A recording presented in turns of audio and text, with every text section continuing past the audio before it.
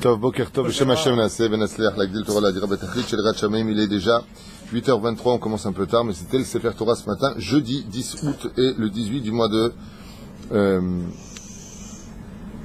tout simplement, Av, hein, on n'a pas fini, c'est les, oui, je pense au mois des loups, moi, dans ma tête, mais bon, qu'est-ce qu'on va faire?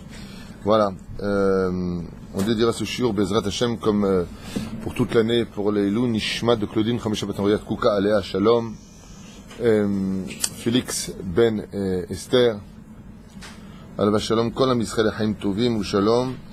Je remercierai aussi, et d'abord avant tout, j'avais promis de le faire,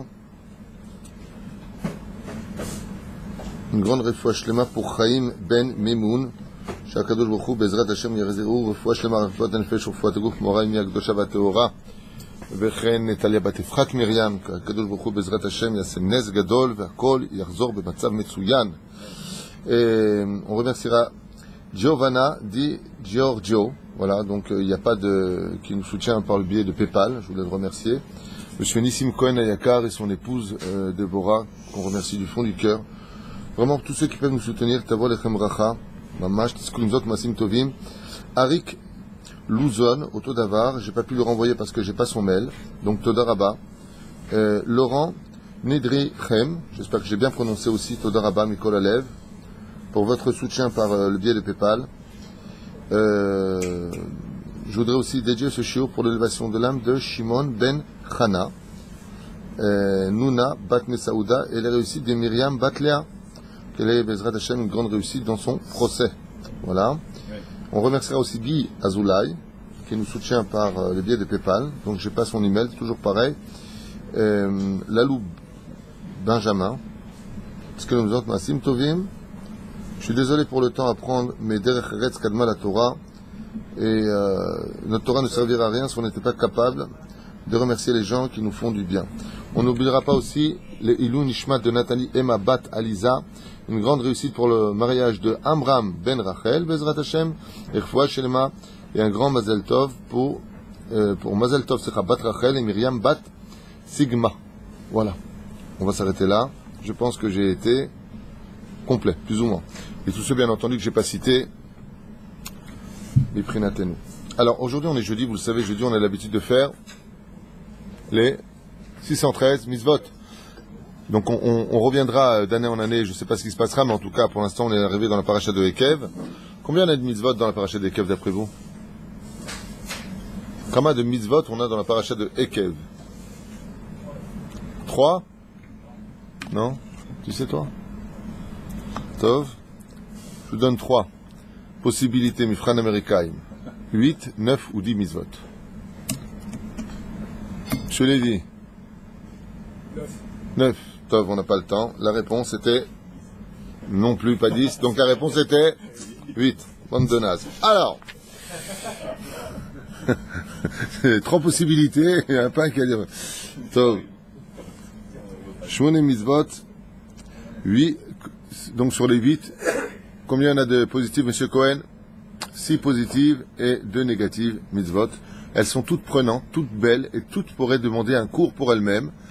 Donc on va parler petit 1, lo le'anot, mitarchite avodazara, on n'a pas le droit de profiter de tarchitim qui appartiennent à l'avodazara. Mazet tarchitim, des bijoux, toutes sortes d'objets, de valeurs, et peu importe lesquels, qui appartiennent à la avodazara, n'ont pas le droit d'être utilisés par les juifs. Ça me rappelle d'ailleurs cet incident, comme on avait parlé, mon épouse, que Dieu la bénisse, de cet événement terrible qui a frappé les femmes d'Israël. Pourquoi je dis que ça a frappé? Parce qu'on parle de millions de shkalim qui ont été brûlés. Baruch Hashem. De millions de shkalim qui ont été brûlés.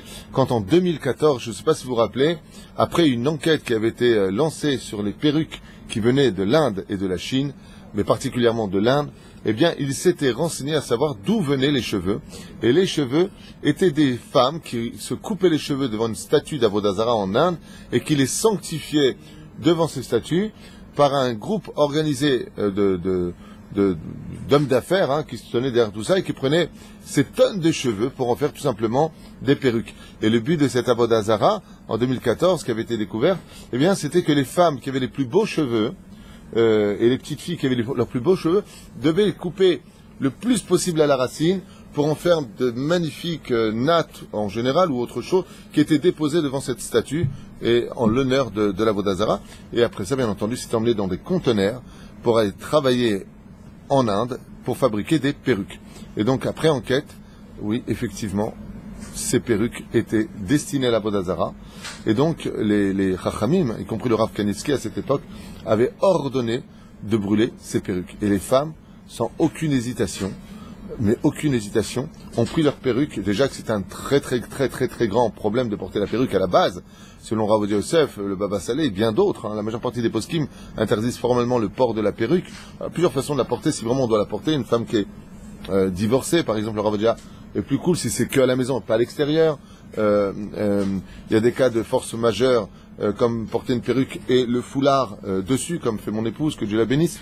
Bechen Azader, donc ce sont des chitotes qui diffèrent un petit peu, mais la perruque Tachles, telle qu'elle a été faite, va dire que c'est un problème. Et toutes ces filles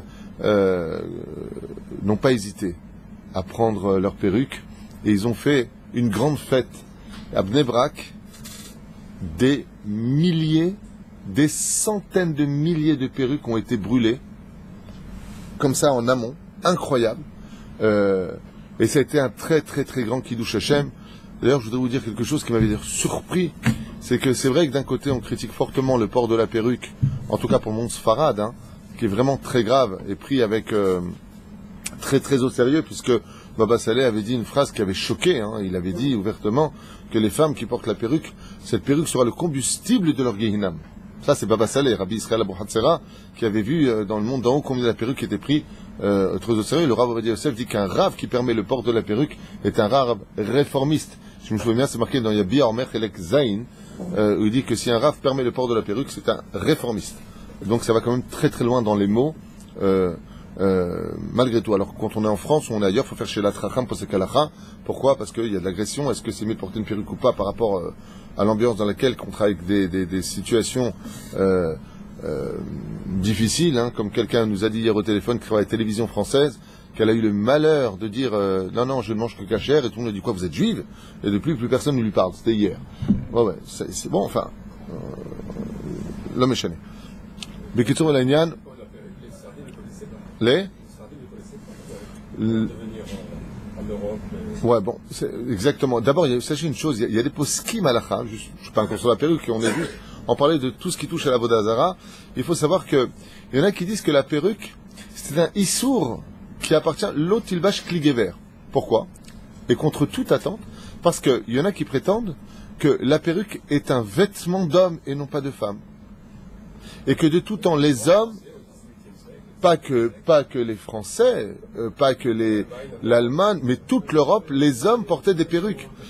Et ce jusqu'à aujourd'hui en Angleterre, où quand, par exemple, les dayanim chez eux, comment dire, shoftim, plus exactement, les juges viennent juger, ils ont encore la perruque. Il y en a qui disent que bichlal azov, le domaine de l'hypocrisie de la perruque, il y en a qui disent que bichlal, c'est un interdit parce que la perruque était portée depuis toujours par les hommes, et que c'est devenu une mode de le porter par les femmes. Ceci étant, calmons-nous, il y a des Mishnayot qui datent de 2000 ans en arrière, qui parlent de Peanochrit, et qui parlent ouvertement de la perruque qui était aussi portée par les femmes. Donc tout est sujet à marloquette, quoi qu'il advienne. Je ne veux pas m'attarder sur un cours sur la perruque.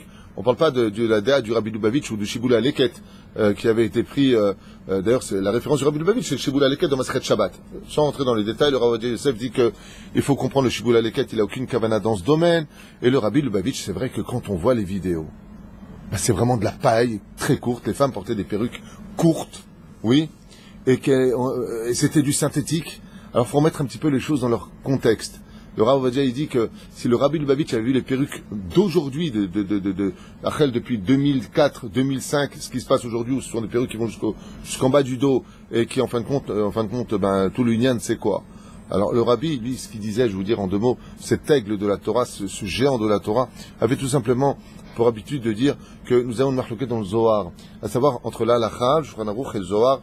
Le Zohar nous dit qu'on ne doit pas avoir un seul cheveu dehors, comme Kimchit qui a eu 7 enfants qui étaient tous Kohanim Gedolim, sujet que vous connaissez par cœur, donc on ne va pas perdre de temps, mais voilà, il dit il est préférable d'avoir une perruque qui cache tous les cheveux que d'avoir un foulard qui va laisser 2 doigts, et non pas 2 doigts de whisky, 2 doigts qui vont dépasser au maximum de chaque côté. Je rappellerai que le Rabbi Lubavitch avait une épouse merveilleuse, par contre qui s'appelait Chaya Mouchka, et qui portait le chapeau avec 2 doigts de chaque côté. Regardez bien les photos de son épouse, et non pas la perruque. Seulement le Rabbi Lubavitch, dans une époque de Chazara Bitshuva, avait, de façon stratégique, il le dit d'ailleurs lui-même dans plusieurs vidéos, que Bezrat Hashem, il est préférable dans ce cas-là de. Mais c'est vrai que nos mères ne portaient pas de perruque.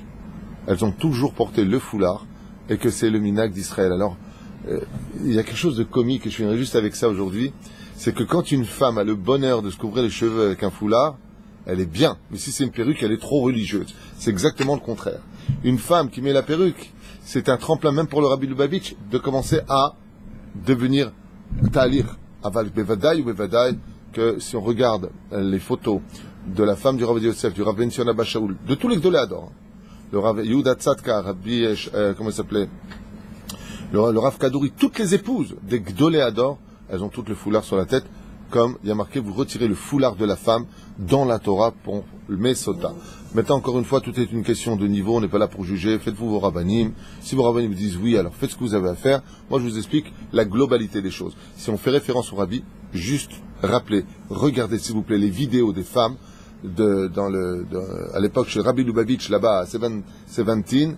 Excusez-moi, mais moi aussi je permets ces perruques-là. Je pense qu'il n'y a même pas une personne qui va dire non. C'est simplement une espèce de maillot de bain avec de la paille dessus. C'est pas un tête de bain. Comment on appelle ça là, enfin, des perruques qui sont horribles. Non, hein, c'est vraiment des trucs courts comme ça. Je ne pense pas que le Rav puisse faire allusion à ce genre de perruque qui était reconnaissable vraiment en tant que perruque. Aujourd'hui, les perruques sont encore plus belles que voilà, donc en fin de compte, qu'est-ce que tu fais avec ça? Le Rav Ovadia écrit noir sur blanc que c'est de la pure hypocrisie. Ceci étant, on n'est pas là pour juger. On explique la halachot, je ne peux pas effacer ce qui a été écrit par les Gdoléadors. Et vous faites confiance, ils savent de quoi ils parlent. Question de Meir. Meir Soufan Ayaka, Refoua Shlema, Refoua Tanefesh, Refoua Togouf Tzadik. Si une femme veut absolument porter la perruque. Une fois, on est venu voir Baba Saleh, un avrech est venu voir, parce que vous savez que Baba Saleh ne recevait pas du tout chez lui, même dans le khater, une femme qui portait la perruque. Ad Kedekar. Quand il y avait un avrech qui disait ma femme porte la perruque, Baba Saleh faisait comme ça. Aïe, aïe, aïe, aïe, aïe. Résultat des courses. Top, résultat des courses. Un jour, une femme est venue voir Baba Saleh à l'extérieur, elle n'a pas pu rentrer. C'est nerf. Elle était avec son mari. Son mari est rentré, et il a dit voilà, ma femme, on doit se marier. Elle a dit si je me marie avec elle, c'est que la perruque ou rien. Baba Saleh s'est mis à pleurer. Il lui a dit, gros d'arabe, Mechila, c'est si grave que ça que vous pleuriez. Et pourquoi elle a pleuré Baba Saleh? Il lui a répondu comme ça, vous trouverez cette histoire dans sa biographie. Il lui a dit, pendant la Shoah, il disait aux Juifs, ou tu traces la barbe avec une lame, ou je te traîne avec ta barbe dans les rues de Berlin. En Allemagne. Comme ça raconte Baba Saleh. Et les Juifs préféraient mourir attachés avec leur barbe au pare-choc d'une voiture que de retirer la barbe avec une lame. Et toi, tu viens me voir parce que ta femme, elle te dit ou la perruque, ou on se marie pas. Azal titraten. Waouh! Atkedekar. Alors, bien sûr, encore une fois, toute une question d'évolution. S'il y a des femmes qui portent le foulard, elles se sentiraient mal dans leur peau avec tout ça. Je pense que, Kol Mikre les Goufos, il y a des façons de le faire avec un chapeau, il y a des façons de couvrir. Le Rav Ben Sion Abba Shaul avait plus ou moins enseigné dans ce kivoun-là que si vraiment la femme voulait porter la perruque, elle peut mettre un chapeau dessus qui couvre. Aval perruque tachles, c'est un problème. De venir maintenant dire à sa femme, il faut que tu retires la perruque, et ainsi de suite. Anilo posek halacha banose hazeh. Ce que je sais, c'est que si la femme le faisait, Bezrat Hashem, elle apporterait un grand bien pour elle et au peuple d'Israël. Quoi qu'il advienne, quand Mikre les Goufos, qu'on commence pas après un cours pareil de dire à sa femme, tu prends ta perruque. Non. J'ai pas dit ça. Ce serait bien si ça se passait comme ça, franchement. Mais il faut que les choses viennent du cœur. Il faut que les choses viennent là, comme dit le Rav Yosef ce matin. On a étudié les merveilleuses halachot, magnifiques halachot sur le Kaddish du Rav Yosef qui explique des choses phénoménales et fondamentales. Et à retenir que tout est divré noam, sans cri, sans vexer, sans faire de mal. Voilà. Parce que c'est important de faire attention quand on enseigne, de ne pas jeter des pierres dans la mare pour éclabousser ensuite la blancheur de la tchouva des autres. D'accord? Voilà. Femme ashkénaze, même si elle prend le jean de son mari qui est séparade. Si elle prend le jean de son mari? Si si une femme ashkénaze se marie avec un séfarade, même si elle doit prendre désormais les couches séfarades, elle met quand même le kissoui. Okay. Si tout ça met assez sa machin sur la perruque, elle met quand même le kissoui. Bah, le plus marrant de tout, c'est que les Ashkenazim ont leur minagim et leur loi, et qu'ils sont des fois, eux, plus mahmirim que nous. C'est un truc de fou. Mais bon, il y a aussi la burqa pour une secte qui s'est levée là, avec la burqa. Ils peuvent mettre la perruque, il n'y a pas de problème. Quand ils t'appellent au téléphone, c'est masqué, en général. Top, c'est juste pour mettre un petit peu d'humour. C'est un téléphone masqué. Yalla, tfadal. Alors, on n'a pas le droit de profiter de tout architim. Ve'alken, yesh me'od leizaer. Il y a lieu de faire très attention. Comme le dit Shulchan Aruch, utiliser des cierges qui sont en général mis dans les églises, par exemple. On n'a pas le droit d'utiliser les cierges ou toute chose qui aurait servi à la Vodazara.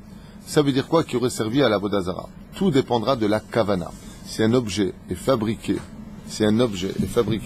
dans l'intention de servir à la Vodazara, comme on le voit pour le Yain Neser. C'est quoi du Yain Neser? Ce sont des vignes qui ont été bénites par les curés. On n'a pas le droit de consommer ces vins-là. Pourquoi? Parce qu'ils ont été prédestinés d'une certaine façon à servir au niveau de l'intention pour vous donner un peu la magnificence et la force extraordinaire de ce qu'on appelle l'intention d'une chose. Qu'est-ce que c'est du vin? Allez, le vin, dougma, ok? Du vin, c'est du vin, hein. C'est des raisins.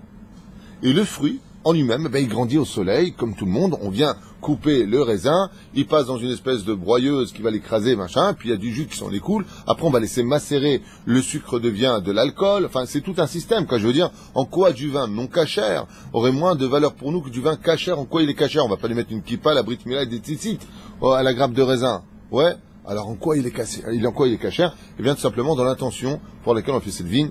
L'intention donne âme. Je répète, l'intention donne une vie à l'objet ou à la nourriture. Faire très, très attention à cela. Je ne sais pas si vous vous rendez compte, il y a une nesser, c'est tout simplement du vin, voilà, qui a été condamné par une intention de servir de la Vodazara. Incroyable. C'est là? Donc, il faut faire attention à tout cela. Il est extrêmement grave de boire du vin qui n'est pas cachère. Extrêmement grave, c'est un issur chamour me'od de la Torah. Parce que c'est comme si tu as bu en toi de la Vodazara. Tu as introduit dans ton corps de la Vodazara qui vont créer des clipotes et les clipotes vont t'aveugler et elles sont lourdes de conséquences, ce qui fait que tu ne pourras pas évoluer, tu ne pourras pas comprendre la Torah comme il faut. Verroulé.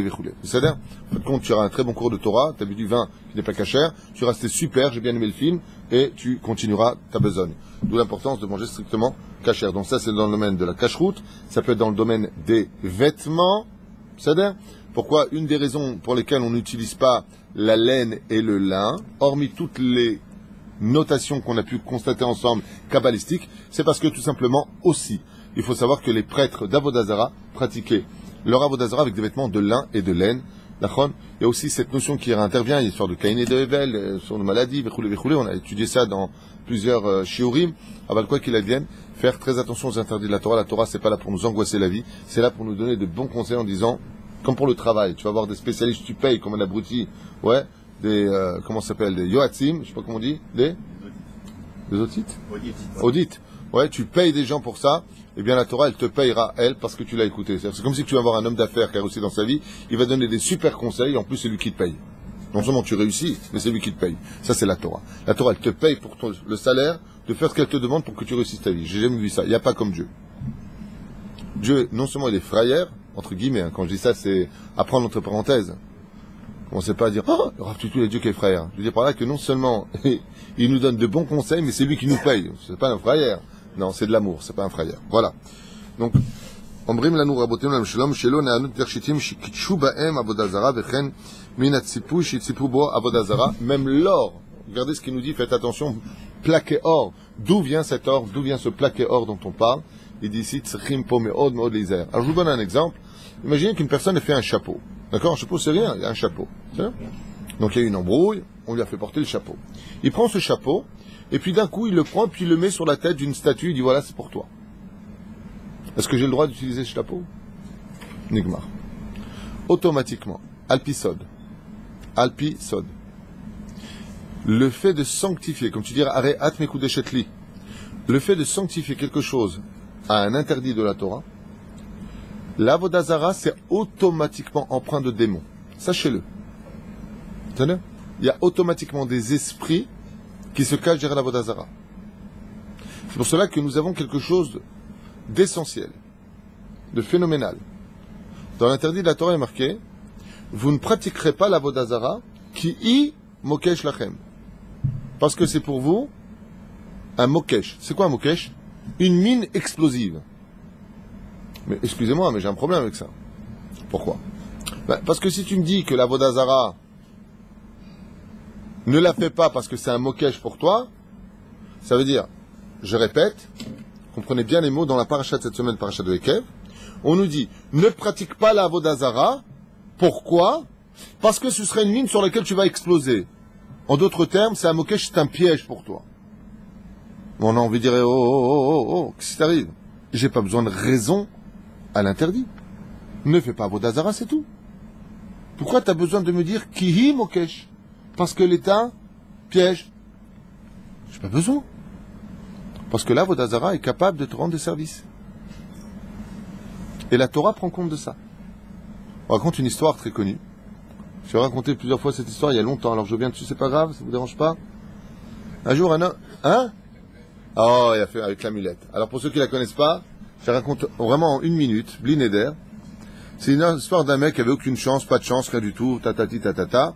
Et puis voilà qu'il a trouvé une pièce qui l'appelait. Il était dans le désert, il a entendu une voix qui l'appelait par son nom. Yankele, Yankele, Yankele. Bon, dans le désert, Yankele, c'est un peu tralouide. On va lui donner un autre nom. Youssouf, non. Yosef. Il est parti là-bas, et il entend une voix derrière le sable, il pousse le sable, il voit une amulette, effectivement. Ça se passe à Bagdad, c'est le Ben Ishraï qui raconte cette histoire.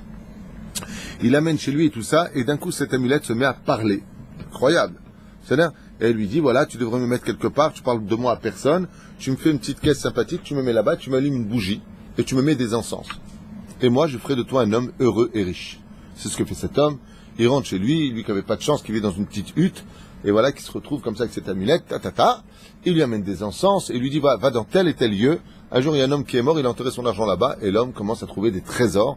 Et puis, bien entendu, il passe de la petite maison dans la prairie à la maison de JR, donc she's gonna find, ouais, et il vient voir le rab, il commence à lui faire des dons. Combien vous avez besoin pour le 10? C'est aujourd'hui, donc pour ceux qui peuvent, Bezrat Hashem, eh bien, voilà, combien tu as besoin? Il lui a dit 73 000 shekels. Et donc, qu'est-ce qu'il lui a répondu? Non, mais il faut savoir se placer quelque part. Il lui a répondu, c'est les payes du mois, c'est 73 000 shekels pour ceux qui peuvent Bezrat Hashem. Donc voilà, on referme cette parenthèse. Et lui, il vient, il dit, il n'y a pas de problème. Frac, chèque, 80 000 shekels, on ne sait jamais s'il manque. Velachem, Bisiata Dishmaya. On a le droit des Nissim, Baruch Hashem, tous les mois. Alors, résultat des courses, Prakatupak, le mec, qu'est-ce qu'il fait? Il vient voir le Rav, il lui fait un chèque, 80 000 shekels. Et le Rav, il dit, Todarbat, ce qu'il nous donne, vous avez besoin de Masgan, vous avez besoin de quelque chose? Il dit, dis-moi, Yosef, tu étais un clodo, juste avant, je suis né, il les laisse tomber, je suis un homme d'affaires. Effectivement, la Kadiak arrive, et voilà que le Rav, il lui a dit un problème, il dit lequel? Il lui dit, toi, dans ton tikkun, dans ton tikkun, dans ta vie, tu dois pas avoir de mazal. Tu étais au Gehinam. Entre le Gehinam et te réincarner, tu as dit, je vais me réincarner. Mais tu dois vivre la vie d'un pauvre. Pourquoi? Parce que tu as un très grand orgueil en toi. Dieu veut te protéger de l'argent. Et la preuve en est, tu commences à avoir le nez qui monte de plus en plus. Donc tu vas retourner au Gehinam. Il lui a dit, comment tu as réussi ton histoire? Il lui a raconté l'histoire de l'amulette. Et le Rav vient avec un marteau, il casse l'amulette en milliers, effectivement. Et lui, maintenant, qu'est-ce qu'il fait? Il retourne à devenir clochard, et c'est la yeshiva qui va lui donner à manger jusqu'à la fin de sa vie. C'était le tnaï, la condition que le Rav lui avait donnée. Et c'est ce qu'elle dit, la Torah. Elle dit, ne crois pas, comme des fois vous entendez à Lourdes, les gens qui vont te dire, j'étais à Lourdes, qu'est-ce que c'était lourd? Ouais, mais j'ai quand même eu un miracle. T'as le mec qui vient qui dit, j'ai eu un miracle. C'est incroyable, ouais. Tu vas aller voir un marabout, tac, j'ai eu un miracle, tac. Il dit la Torah, oui. Pourquoi? Il dit parce que là, Vodazara, c'est des démons. Et les démons, pour t'attirer, ils peuvent te donner de la réussite. Ils peuvent te donner de la réussite. C'est-à-dire que tu vas voir maintenant, comme on l'a vu avec Shabbatai Tzvi, qu'est-ce qu'il a fait Shabbatai Tzvi? Il les a tous emmenés sur la tombe de Rabbi Eliezer ben Orkanos, oui, à Tibériade. Il a dit, vous allez voir que je suis Mashiach. Et qu'il a fait des incantations. Et il y a une voix qui est sortie de la tombe en disant, il est le Melech HaMashiach. Et là, tous les rabbinim, ouais, on l'a trouvé. Ils étaient heureux. Et dit à Kadosh Baruch Hu, non, faites pas Vodazara, imokesh lachem. Faites attention. Cet Avodazara, Tu peux tomber dans cette situation en allant Madame Soleil, le tarot, le machin va te sortir des trucs. Votre père est décédé dans un accident à l'âge de 23 ans. Ah, trop fort, t'es comme un ouf. Mais comment c'est ça le tarot? Si tu fais lettre à l'envers du mot tarot, c'est la lettre du mot Torah. Mais si tu vas la voir, cette femme-là, t'auras pas. La reine, faire très attention à tout ça. Parce que derrière la Vodazara peut se cacher quelque chose qui peut te mettre en émoi. Waouh! Lama, qui mokesh la reine. C'est une mine. Tu crois qu'en réalité ça va donner des résultats. Tu crois que ça va t'apporter du bien. Zelonachon. Ce qu'a fait la Sitra Hara, c'est qu'une fois que tu l'as suivi, elle peut se faire passer pour un Elohim chez Neymar. Velo tilchua hare Elohim achirim. Vous ne suivrez pas d'autres dieux. Il n'y a pas d'autre Dieu que Dieu, dit le Rambam. Comme on le sait tous nous-mêmes, il n'y a qu'un Dieu. Il n'y a pas ni le Père, ni le Fils, ni le Saint-Esprit, ni Taras, ni personne. Donc, Lama Omer Edze, parce que justement, les démons se cachent derrière chaque Avodazara, qui veut dire travail étranger, et ils peuvent te donner satisfaction.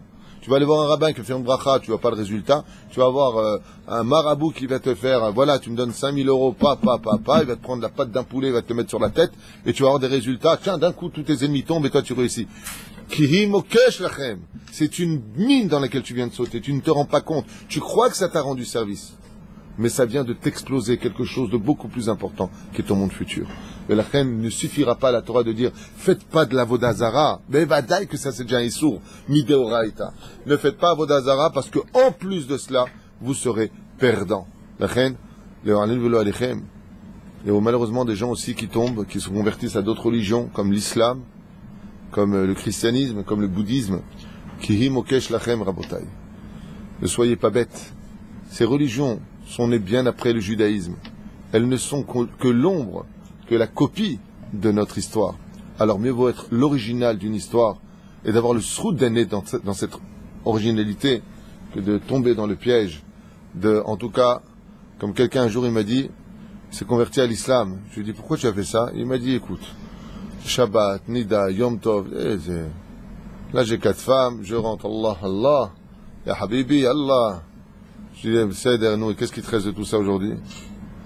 Que tu vas répondre à Hachem, Kavata etim la Torah. Qu'est-ce qui te restera de tout ça? Kihi mokesh lachem. Alors c'est vrai qu'ils sont très nombreux. Et derrière Hagav, il y a quelqu'un, un musulman, qui m'a écrit, pourquoi vous n'aimez pas les musulmans? C'est faux et archi faux. Je n'ai aucune haine contre l'islam, ni contre les musulmans, ni contre les chrétiens, ni contre les bouddhistes. Je défends tout simplement la valeur de notre Torah, sans pour autant dénigrer les autres. Avalma chez Emet, Emet. Nous avons une Torah de vérité, nous sommes un peuple de vérité, nous avons une terre de vérité, et nous avons un Dieu qui est la vérité. C'est quoi la Evdel? Chacun croira en ce qu'il voudra, je n'ai rien contre les musulmans, au contraire, j'ai même des amis en Israël qui sont arabes, avec qui je m'entretiens, j'ai aucun problème, ni avec les Arabes, ni avec les chrétiens, ni avec personne. Mamache, aucun problème. Juste que permettez-moi de défendre, comme le diraient les chrétiens, leur paroisse. Moi, je défends mon judaïsme, je défends ma Torah. C'est mon paroisse qui se fait rire, Gérard. Hein, c'est le col blanc. Hein? Voilà, Tov, l'homme est chané. Aval, la Géoula est vraiment très proche. Le Rav Ron Shaya a annoncé pour le 1er septembre destruction interplanétaire, machin tout chouette. Je suis contre ce genre de message, sachez-le. Hein?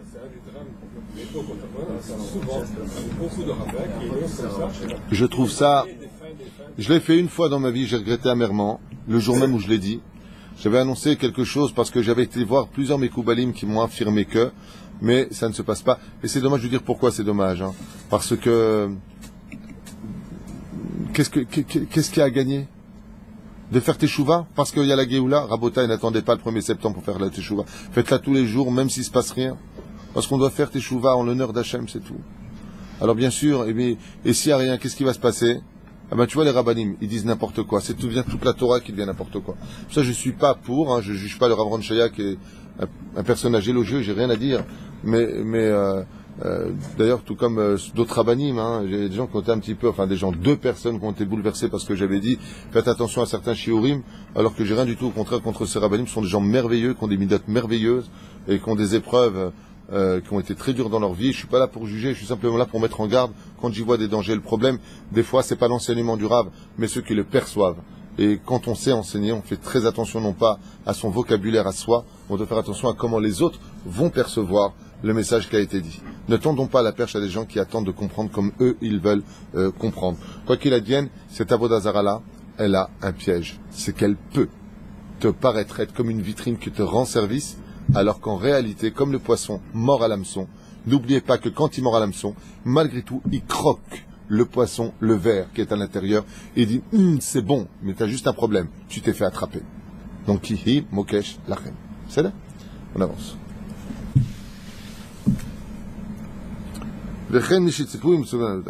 לא תחמוד כסף וזהב עליהם ולקחת כדי להתרחק מעבודה זרה ומכל הנטבל בה.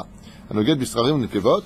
Il dit aussi quelque chose de très intéressant. Pourquoi il parle ici d'Afka de tarchitim, d'or et d'argent? D'accord? C'est quelque chose d'incroyable.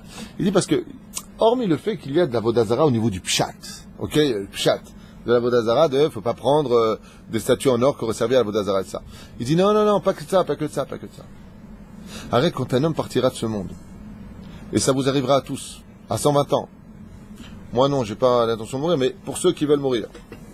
À 120 ans, tôt ou tard, viendra le moment de la goodbye. Belle tombe, beau marbre, belle écriture. Il y aura marqué, il était sympathique. Rawarik. Il y a 4 anges qui descendent, monsieur Cohen. Même les Kohanim, ils vont là-bas dans la tombe, il y a Tekojik. El Hir. Ouais, ils vont dans la tombe, il y a 4 anges qui descendent. Et là-bas, tac! Donne-moi tes heures d'études, tac! Est-ce que tu as attendu la libération? Est-ce que tu as été droit dans tes affaires d'abord? Est-ce que... Bah. 6 questions on pose. Et la personne, elle dit, Anilo echol. Je ne pouvais pas. Il fallait que je me nourrisse. Il y a une avodazara qui est, écoutez bien, un mokesh pour nous. Très belle explication. Celui qui dans ce monde court après l'argent, qui n'est pas avodazara, il court après la parnassa toute la journée, aux dépens de sa prière, aux dépens de l'étude qu'il doit fixer, aux dépens de sa famille, aux dépens de ses enfants. Celui qui a dans sa vie que l'argent, Zenikra avodazara. C'est-à-dire Dieu lui dit, pourquoi tu n'es pas venu travailler pour moi? Shema Israël, Hashem Elokeinu, Hashem Echad. Hashem il te dit, moi, je t'ai tout donné. La reine, et Foata. Pourquoi tu n'es pas venu dans le Irmiklat, civil contre 6 mots du Kiryat Shema, Shema Israël, Hashem Elokeinu, Hashem Echad? Omercha, écoute, moi il fallait que je voyage, j'ai besoin d'argent. Akadosh Baruch Hu lui dit, mais c'est moi qui donne la parnassa. Et tu sais pourquoi j'ai pas réussi à te la donner la parnassa comme tu voulais? Il lui dit pourquoi? Et tu cours tellement vite que j'ai du mal à te rattraper. Cool, sois cool, viens doucement. Travaille, viens à la prière et confiance en moi, il dit Hachem. Et la reine, celui qui, aux dépens de son travail, ne pratique rien du judaïsme, il va travailler le Shabbat. Pourquoi? En France, c'est pas facile. Des fois, on t'oblige à travailler le Shabbat. La personne, elle arrive à la retraite, c'est très compliqué les épreuves. Très dur, on juge pas, on explique. Aval, il te dit à Kadosh Baruch Hu, que les zahav avec les kesef, l'otasun me'em avodazara. Ne faites pas de l'or et de l'argent de l'avodazara. Avodazara veut dire, ne travaillez pas pour un étranger. C'est moi qui ai l'or et l'argent, Shneimar, comme dit Chagai, Lia kesef eliazav neum Hashem sevakot. L'or et l'argent, ils m'appartiennent à moi. Si vous en voulez, vous venez travailler pour moi. Parce que ce qui compte dans la parnassa, c'est la bracha que Dieu y met dedans. On est surtout content d'Égypte avec l'or et l'argent. C'est pour ça qu'on a fait le gazage. Alors, il y a des choses de sanctification qui bloquent. Alors, tu as raison de le dire. On en a déjà parlé. L'or et l'argent qui a été pris en Égypte, car Daberna Bosneaham, Veishalu et Ezav et Kesef parle aux oreilles des enfants d'Israël de grâce et demande-leur qui prennent l'or et l'argent de l'Égypte. Alors, je voudrais répondre à ta question très brièvement, parce qu'il y a 8 mitzvot, je voulais les faire, mais on n'en a fait qu'une. Mais demain, on continuera, parce que c'est extrêmement profond. Tous ces sujets-là demandent des heures et des heures d'explication, parce que, en plus, ça nous concerne tous les jours. Eh bien, pourquoi Hachem, il a demandé qu'on prenne l'or et l'argent? Pourquoi? Au niveau du Pshat, le Créateur du monde a quelque chose qui nous manque le plus. C'est la Karatatov. L'Égypte nous a assujettis à l'esclavage durant 210 ans, sur les 400 ans prescrits. Et puis, on est sorti d'Égypte. Hachem nous a dit, prenez l'or et l'argent. L'or et l'argent qui a été pris d'Égypte était pour empêcher les Égyptiens de pratiquer eux-mêmes la Vodazara. Parce que les Goïms sont eux aussi assujettis aux 7 mitzvot noachid, dont la première d'entre elles est de ne pas pratiquer d'Avodazara. Donc Hachem il leur a demandé, bon, vous partez, prenez la poubelle de l'Égypte, c'est-à-dire l'or et l'argent de l'Égypte, mais qui servaient pour eux à la Vodazara. Nous, ça ne nous a pas rendu service. Pourquoi ça ne nous a pas rendu service? Eh bien parce que c'est avec cet or-là qu'on a fait le veau d'or. Qu'est-ce qui nous a poussé à faire le veau d'or?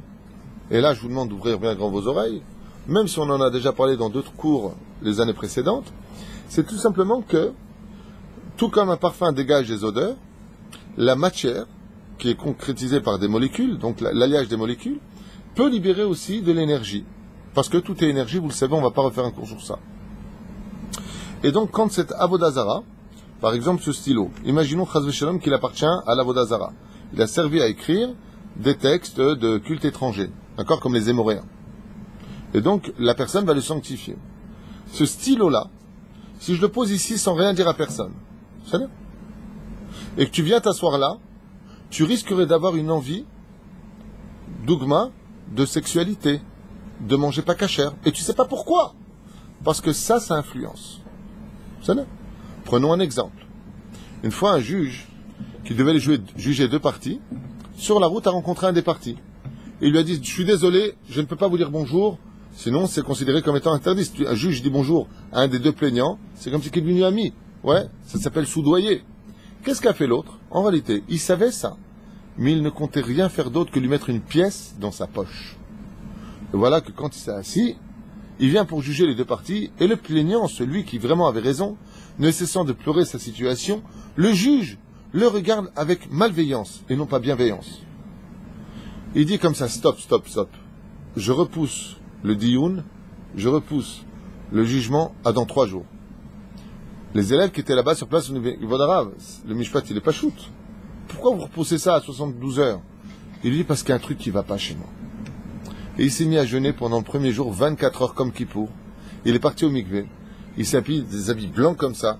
Il a dit Ribono shel olam, ve'arenenu betoratecha, ve'dabek libenu b'mitzvotecha, ve'yahid levavnu le'ava u'lirat shemecha. Que tu me donnes la crainte du ciel, je n'arrive pas à juger les deux plaignants alors que tout semble simple. Pourquoi j'arrive pas à donner raison à celui qui a raison? Et on lui a montré son manteau avec une pièce dedans. Il s'est levé le matin, fils Bach, il est parti dans sa pièce, dans son manteau, il a trouvé une pièce. Il a jeté dans les toilettes, il a tiré la chasse, et quand il est arrivé, il a condamné celui qui fallait être condamné. Et il lui a dit au fait, pour le fait d'être condamné, de payer ton amende, ça c'est sûr que tu vas payer. Mais la pièce que tu m'as mis dans la poche, ça dans le ciel, ils t'attendent pour que tu le payes. Tu as soudoyé un juge. Mais il lui a pas donné dans la main. Il savait même pas qu'il avait une pièce. L'influence, regardez bien c'est quoi? L'influence de la pièce qui a servi à acheter le juge a embrouillé le digne dans la tête du juge. Combien il faut faire attention quand on vous donne un objet. Et c'est pareil. Des fois, vous avez un garçon qui vient voir une femme et il lui dit Te quiero, te amo, ich liebe dich. You know, t'habites loin de chez toi, t'es né à quel âge? Et l'amour commence à grandir. Et le mec, il vient et lui offre wahad une bague sympathique. Il dit voilà ma chérie, c'est pour toi, en gage de mariage. Et la fille, elle est comme mon chou. Ouais. Et puis voilà qu'au bout d'un certain temps, il vient la voir, ou elle vient le voir et lui dit tu sais, j'ai bien réfléchi, t'es pas assez bien, t'es pas trop bien, t'es pas ceci, t'es pas cela. Habibi, tu possèdes chez toi un bijou de quelqu'un qui a fait une sanctification. Il te l'a offert en gage de mariage. Ça peut être quelque chose qui te bloque toute ta vie. Toute ta vie, tu vas être bloqué. Ça peut être un mot, ça peut être une bague, ça peut être un diamant, ça peut être une barrette, ça peut être ce que tu veux. Chaque chose dans ce monde dégage une énergie qui peut devenir ou une bracha ou une klala. La reine, quand tu finis avec quelqu'un, ce qu'il t'a donné, si c'est cadeau gamour, les filles halakha, c'est un cadeau, fais attention.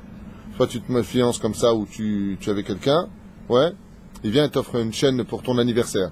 Tu dis, c'est un cadeau, tu le poses, prends pas dans la main, tu le poses, tu as le droit de le garder. Et si c'est pas le cas, parce que tu regardes en gage de papillon, avec une chaîne en or blanc, et c'est magnifique, tu le laisses chez toi à la maison. Et la fille, elle a 25 ans, et 26 ans, et 30 ans, et 31 ans. Qu'est-ce qui se passe dans ma vie? J'ai fait 10 fois le Perek Shira, j'ai fait les Teilim, je suis à Kol, j'ai fait chirurgie esthétique, j'ai à Kol, je suis tunisienne, parfaite, et rien. Bon, marocaine aussi, ça va. Bon, algérienne aussi, allez, ça va. Ça va, il y a quelque chose qui bloque. Eh bien, ce qui peut bloquer chez toi, c'est tout simplement un objet qui va dégager cette énergie. Et les Hébreux, quand ils sont sortis avec l'or d'Égypte, ont eu avec eux quelque chose qui a embaumé l'atmosphère, et c'était justement l'or et l'argent d'Égypte qui a provoqué que l'excitation, l'envie quelque part, de ne pas réagir quand il y a eu le veau d'or, parce que ce qu'on reprocherait aux enfants d'Israël, puisque c'est les rêves raves qui a fait le veau d'or, c'est de ne pas avoir réagi. D'accord? Veshtika, Kedin, Odaya, celui qui souhaitait, c'est comme s'il accepte.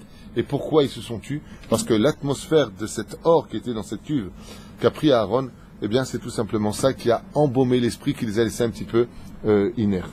Et la reine, il faut faire très attention de ne pas rentrer d'objets qui viennent d'Afrique. Faites très attention. Les gens qui viennent d'Asie, qui viennent d'Afrique, la majeure partie, peut-être 90% des objets qui viennent de là-bas, sont consacrés à de la Avodah Zara Deoraita. C'est vraiment des statues qui viennent des Indes. Faites très attention parce que vous les posez chez vous à la maison et vous avez, vous savez, comme il y a comment s'appelle ces appareils qui dégagent des bonnes odeurs des fois? Ouais, Sprit, hein? Mais non, pas de l'encens, mais non. Hein? Vous êtes au Sinas, comment en français je vois, hein? C'est bien. Hein, quoi? Vaporisateur. Ok, donc un vaporisateur, eh bien ça va vaporiser de la Avodah Zara, du Shemet. Et c'est pour ça que ça nous dit, pas simplement tu ne les auras pas, qui imokesh lachem, ça peut être quelque chose qui va intervenir chez toi vers, voir, excusez-moi de dire quelque chose de plus dur, n'ayez pas trop peur pour ce que je vais dire, mais il faut savoir que de rentrer un objet d'Avodah Zara, ça veut dire que des fois vous avez quelqu'un qui soi-disant est là pour vous aider, il va vous donner des objets à mettre chez vous, ouais, et ça devient comme un phare pour les chines d'Alet de rentrer chez vous. Ça veut dire que l'Avodah Zara va les attirer, et on peut rentrer des mauvais esprits à la maison à cause d'objets qui sont licieux. D'où l'importance de savoir où est-ce qu'on achète ce qu'on achète, d'où est-ce que ça vient, où est-ce que c'est fabriqué. Et c'est pour cette raison-là que quand on acquiert un objet, un ustensile qui a été fabriqué par les non-juifs, on se doit de le tuer pour le refaire naître. Comment est-ce qu'on tue un objet pour le refaire naître? Ça s'appelle Tvilat Kelim, le Mikvé, l'Opachot, Veloyoter. De quoi? Pour tuer, parce que l'eau est capable de retirer justement les molécules négatives, c'est la force de l'eau qui est extraordinaire, Maïm, d'accord? Ça, cette connotation extraordinaire de Mazé Maïm en hébreu, même, Yud, même. Ça fait combien même? 40. Plus 10 de Yud, ça fait 50. Plus 40, ça fait 90. Plus l'objet, ça fait 91. Gematria, Malach. Tu renouvelles la notion du Malach, des anges qui sont responsables des kélim dans le monde. Quand tu es capable de tremper dans Maïm, l'objet qui rentre dans l'eau, c'est 1 plus 90, Gematria, Malach. Gematria, ange, parce que les anges se renouvellent grâce au système du Mikvé dans l'eau. Voilà. Donc, on n'a pas le droit d'en profiter, on n'a pas le droit de les avoir. Et effectivement, c'est un des pièges que les gens ne savent pas. Et des fois, il y a des gens qui connaissent la force de la matière. Et qu'est-ce qu'ils font? Pour avoir une fille, ils leur offrent un objet. C'est ça? Ils leur offrent un objet. Et cet objet-là, qu'est-ce qu'ils font eux? Ils vont l'offrir de tout leur cœur, mais dans des intentions qui imokesh lachem, pour piéger l'autre. Ce qui fait que voilà, je t'ai acheté une super gourmette. Oh, elle est super belle, elle est. Et qui c'est qui l'a mis? C'est comme des menottes en réalité. C'est pas ça. C'est comme des menottes. C'est-à-dire que cet objet peut amener une femme à ne plus voir le personnage qu'en face d'elle, mais pour cet objet, carrément, elle allait l'épouser. Alors qu'en réalité, si elle n'avait pas eu cet objet, elle n'aurait jamais fait un faux pas. Les gens commettent des erreurs. C'est pour ça que dans le Vort, ce qui est extraordinaire dans le monde orthodoxe, vous savez, ceux qu'on appelle les parasites, les anciens, les préhistoriques, vous savez, les gens comme nous, quoi. Enfin, les gens qui sont yeshivot. Bon, c'est vrai que nous, on est un peu débiles, faut reconnaître, quoi. Je veux dire, on a 20 ans, le rav, il dit, faut que tu te maries. Bon, bah, ok, on va se marier. Non, t'inquiète pas, t'as un chidour qui t'attend. Alors, on a vérifié qui était la famille, si c'est pas un mamzer ou un mamzer. On a vérifié si elle peut avoir des enfants ou pas. On a vérifié toutes les nécoudotes qui sont tellement importantes. Vous savez, nous, les préhistoriques. Puis on arrive, on fait première rencontre. Et puis deuxième rencontre, avec des bonnes questions. Puis troisième rencontre. À la troisième rencontre, t'as l'homme préhistorique, le rav, qui vient, qui te dit, Machlata, qu'est-ce que tu as décidé? Prends ta décision. Et nous, vous savez, comment? Quand tu fais 3 décisions, Amstamgram, pique, collégramme, bourrera tatam, et c'est elle. En attendant, il n'y a même pas 7% de divorce dans le monde orthodoxe face à 39% de divorce, 37% de divorce dans le monde laïque. Avec les gens qui se connaissent depuis le CM2, qui ont grandi ensemble, et ils ont déjà couché 10 fois ensemble avant le mariage. Ça n'apporte pas du bonheur. Hein. Vous vous trompez. Hein. Les hommes préhistoriques, c'est pas nous. Nous, on fait ce que la Torah dit. Quand la Torah nous dit quelque chose, on le fait. Est-ce qu'on offre quelque chose à la femme? On n'offre rien. On n'a rien le droit d'offrir. Jusqu'au moment où il y a le Vort. Le vort, on a le droit d'offrir, on dépose ça, et on dit que matana. L'omitraïvim, comme dirait Yosef, le vort n'est pas un engagement qui demande un guet. C'est là. Comme tu dirais aujourd'hui, les fiançailles. C'est là. Mais ça dépend de quoi est-ce qu'on parle. Il ne faut pas qu'ils mettent devant de témoins, il faut faire très attention à toutes ces lois-là, qui peuvent être un blocage pour le mazal par la suite. Mais la reine, quand au bout de la troisième rencontre, c'est bon, ouais, comme le Rav Kanievski, je vous racontais, quand il allait chez son beau-père, il avait plein de filles. Le Rav. Il ne sait même pas c'était laquelle sa femme. En attendant bien, il a eu des filles, ils sont respectés, ils ont vécu heureux. Le Rav dit Yosef, c'est pareil. Quand il allait voir son beau-père, il y avait Marguerite qui était à côté, il la regardait même pas. Elle lui dit c'est ça, comme ça, il lui a dit non, parce que j'ai peur qu'en te regardant, après, Chaz Shalom, ça me retire de mon étude. Quand tu seras ma femme, je passerai ma vie à te regarder. Ça, c'est le monde de la Torah. Est-ce qu'ils n'ont pas réussi leur vie de couple? Mieux que nous tous. La reine dans la Torah, comprenez bien que le monde de la Torah, quand elle dit on fait un chidour, c'est un chidour. Quand Rivka, elle a vu Yitzhak dans le champ, elle est tombée du gamal, elle s'est couverte. Pourquoi? Elle a dit j'ai vu un rachat venir de nous. Elle ne s'est pas intéressée au personnage lui-même, mais elle s'est pas intéressée au Yechus. Qui est ton père? Est-ce que tu es fils de Talmid Racham? Est-ce que tu as de la Torah en toi? Voilà ce qu'on doit vérifier. Mais on vérifie d'abord s'il est beau gosse, s'il est bien, s'il est sympathique. Faire attention à tout ça. Bon, s'il peut être sympathique et beau gosse et blindé en même temps, c'est bien. Mais on va pas se fâcher. De l'autre côté, B'Siata d'Ishmaïa, voir le Yachas. C'est qu'est-ce qu'on fait nous au bout du troisième rencontre? Habibi, oui ou non? Tahlit. Pourquoi? C'est Dieu qui met avec Zibugim. Quand tu as dit oui après, alors on touche pas la personne. On n'a pas goûté à la marchandise, comme plein d'hommes qui viennent voir des femmes en disant t'es trop belle, mettez tout pendant toutes ces années, et puis après une caresse, et puis l'autre, Miskina, elle manque de tendresse. Ouais. Et après c'est le bisou, après c'est la main, après on retire la main, puis après c'est plus la main, c'est carrément tout le corps. Et après on fait Avodazara, on a touché une femme Nida, et la femme vient de pourrir son mazal. Et la fille, elle tombe, et puis une fois que le mec il a goûté à la marchandise, il dit tu sais, j'ai réfléchi, mais en fin de compte, je vais pas rester, j'ai un long voyage à faire. Mais tu m'as dit que tu resterais pour moi. Ouais, mais tu sais, j'ai eu un coup de fil tellement important, puis j'ai réfléchi, t'es trop bien pour moi. Trop bien, quoi. Il faut un mec, moi je risque d'être trompé parce que je cherche que des marchandises. Vous n'avez pas compris, fruit d'Israël, que si vous voulez vous marier, ne donnez pas à goûter le fruit. Le fruit du Hetzadat, c'était le corps de la femme, pour ceux qui veulent vraiment comprendre la Torah. Tant que tu goûtes pas aux fruits, tu as tes hormones, elles sont comme ça. Mais quand tu as goûté aux fruits, Habibi, les hormones, elles redescendent. Qu'est-ce qui te reste? Que le Sechel. La Chem Bezrat Hashem, vous voyez les prix historiques comme nous, là, la barbe, les chapeaux, les trucs noirs, blancs et noirs, on dirait des jeux de dames. Nous, en attendant, on fait ce que la Torah nous dit. Grâce à ça, on a des très belles histoires d'amour dans nos couples. Bon, il peut y avoir aussi un pervers narcissique dans le monde Haredi. Ça peut arriver d'avoir un bipolaire, ou quelqu'un qui a eu un choc émotionnel qui n'a pas soigné, ou autre chose. Avalki Karon, don't touch. Tu touches pas. Ni à la femme, ni rien du tout. Vata ben Adam Tov. Et ce qu'il y a de bien, on n'offre rien. Le jour du mariage, on lui offre tout. Baruch Hashem. Bon, ça c'est pour les gens, vous savez, on est en 2017, je dis n'importe quoi. Aujourd'hui, d'abord tu couches avec la personne, après au fait c'est quoi ton nom? Ça c'est 2017. Une de Nathalie qui pose la question, après un divorce, qu'est-ce qu'elle doit faire faire la personne de sa bague qu'elle a eue pendant les 4 ans? Nathalie pose une excellente question. Donc d'abord, Boker Tov Nathalie, je vous remercie de participer au shiur du matin, parce que c'est pas facile pour moi de tout de suite après la prière de faire des shiurim tous les matins. J'en ai encore tout à l'heure, j'en aurai encore tout à l'heure, Bezrat Hashem. À partir du moment où une personne se marie, il y a des conditions qui sont prescrites dans la halakha et la ketouba. Tout ce qui est offert à une femme durant son mariage appartient absolument à cette femme et l'homme n'a même pas le droit de lui demander en retour ce qu'il lui a offert. Par exemple, Nathalie, prenons le cas d'une femme qui son mari lui a offert un super diamant 3 carats. C'est-à-dire? Non, c'est un Tunisien, 5 carats. Non, 5 carats, je l'épouse moi, là, tu vois, ce prix-là. Mais bon. En plus, il est blindé. Et puis voilà qu'après 2 jours de mariage, il dit, écoute, je veux divorcer. Il lui a offert cette bague, ça y est. Le lendemain du mariage, il lui a dit, tu sais quoi, t'es trop génial.